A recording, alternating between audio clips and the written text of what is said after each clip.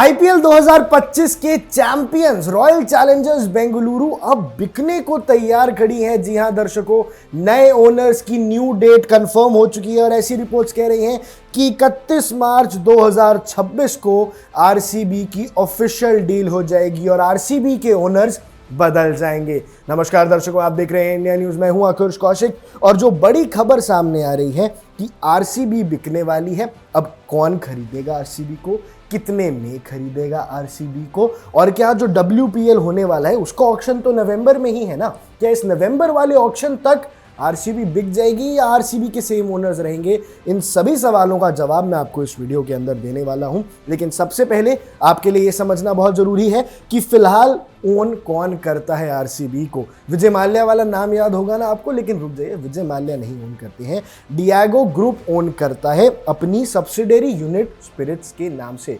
United spirits जो एक liquor brand है उसकी सब्सिडरी से डिएगो ग्रुप आरसीबी को ओन करता है, रॉयल चैलेंजर्स बेंगलुरु को ओन करता है।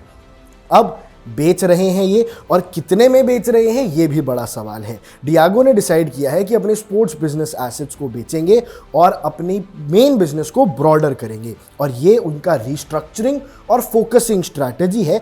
इसलिए अब वो $2 बिलियन की वैल्यूएशन में, जी हां दर्शकों, यानी 16,600 करोड़ रुपए की वैल्यू बन गई है आरसीबी की। विराट कोहली के फैन जरा कमेंट में बता दो कि विराट कोहली का इसमें कितना बड़ा रोल है।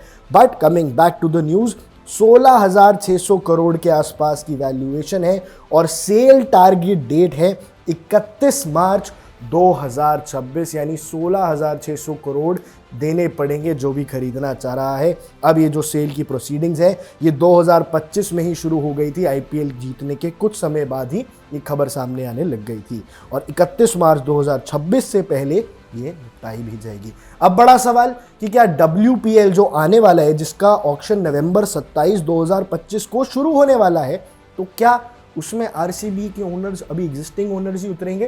तो जवाब है जी हां। वुमेन्स प्रीमियर लीग में 100% जो नवंबर 27, 2025 में होने वाला है ऑक्शन, उसमें जो ओनर्स उतरेंगे वो डिएगो ग्रुप की तरफ से उतरेंगे, यूनाइटेड स्पिरिट्स की तरफ से ही उतरेंगे। और डब्ल्यूपीएल में तो रॉयल चैलेंजर्स बेंगलुरु जो पार्ट लेगी वो एग्जिस्टिंग ओनर्स के साथ लेगी, क्योंकि ये 16,600 करोड़ की जो वैल्यूएशन है इसमें दोनों टीमें, आरसीबी वुमेन और आरसीबी मेन, दोनों टीम इंक्लूड की जाएगी। अब आरसीबी की ऑन फील्ड सक्सेस के बारे में तो आप जानते ही हैं। आईपीएल 2025 की ट्रॉफी 18 साल बाद विराट कोहली ने उठाई आईपीएल की, लेकिन उनकी सक्सेस स्टोरी ना सिर्फ इस ट्रॉफी से बढ़कर है। आरसीबी ने कमाए हैं लॉयल फैंस। आरसीबी बनी है one of the most followed cricketing teams in the world और one of the most followed sporting team in the world as well. RCB के पास वो फैन बेस है जो शायद और किसी टीम के पास नहीं है। इसके अलावा डब्ल्यूपीएल 2024 में भी दे इमर्ज्ड विक्टोरियस। एलिस पेरी की उस टीम ने जीत हासिल की थी और स्मृति मंधाना की उस टीम ने जीत हासिल की थी। तो 2024 डब्ल्यूपीएल जीत चुके हैं, आईपीएल 2025 जीत चुके हैं। एक बहुत बड़ा लॉयल फैन बेस है for both the men's and the women's team, तो इसी वजह से इनकी वैल्यूएशन अच्छी है। अब खरीदने वाला कौन है, सबसे बड़ा सवाल। देखो, सबसे पहला नाम जो सामने आ रहा है वो है अडार पूनावाला। ये सीईओ है सीरम इंस्टीट्यूट ऑफ इंडिया के, और ये टॉक्स में है। रिपोर्ट्स कैसा कह रही हैं कि ये बाय करने वाले हैं, और जो सबसे स्ट्रॉन्ग कंटेंडर है वो पूनावाला साहब ही हैं। और पूनावाला का इंटरेस्ट है डाइवर्सिफिकेशन स्ट्रैटेजी में, स्पोर्ट्स और एंटरटेनमेंट के अंदर। और हाल फिलहाल आईपीएल से बड़ी तो दुनिया में कोई लीग नहीं होती है क्रिकेट की, और इसी वजह से आईसीबी, उसके defending champions and one of the most popular teams, RCB को खरीदने के लिए काफ़ी इंटरेस्ट होगा पूनावाला का, अडार पूनावाला साहब का, क्योंकि वो स्पोर्ट्स और एंटरटेनमेंट में डाइवर्सिफाई करना चाह रहे हैं।